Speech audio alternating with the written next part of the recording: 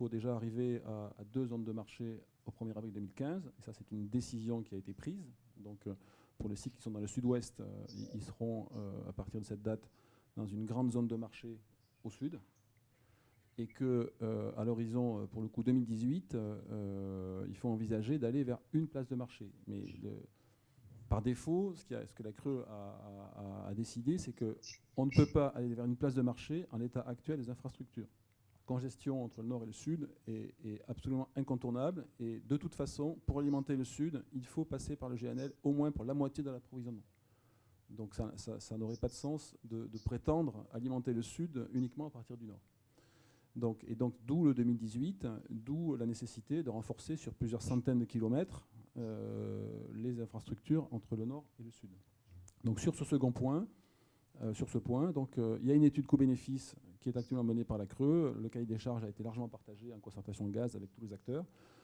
Et voilà, donc les termes du débat sont les suivants. Est-ce qu'on est en 2018 avec un seul prix du gaz en France? Mais pour ça, il faut investir. Alors Thierry Trou a parlé d'1,3 milliard. Donc l'étude réinterroge également l'ensemble des scénarios d'investissement pour voir s'il n'y aurait pas des solutions tout aussi efficaces ou à peu près aussi efficaces qui pourraient être moins chères. Mais de toute façon, l'ordre de grandeur, ça ne sera pas significativement moins qu'1 milliard d'euros, quoi qu'il arrive. Il y a des centaines de kilomètres de réseau à doubler ou à créer.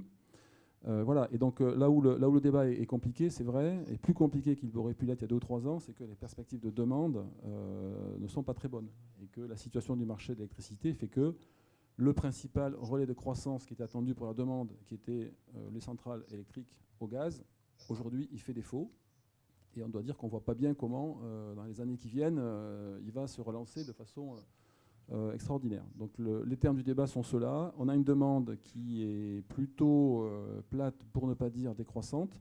Est-ce que cette demande peut réellement amortir facilement 1 milliard d'euros d'investissement qui vont se trouver in fine dans les coûts de transport? Ça, Thierry Trou l'a bien dit. On ne peut pas investir 1 milliard d'euros que ce soit gratuit pour tout le monde. Ça n'existe pas dans le gaz.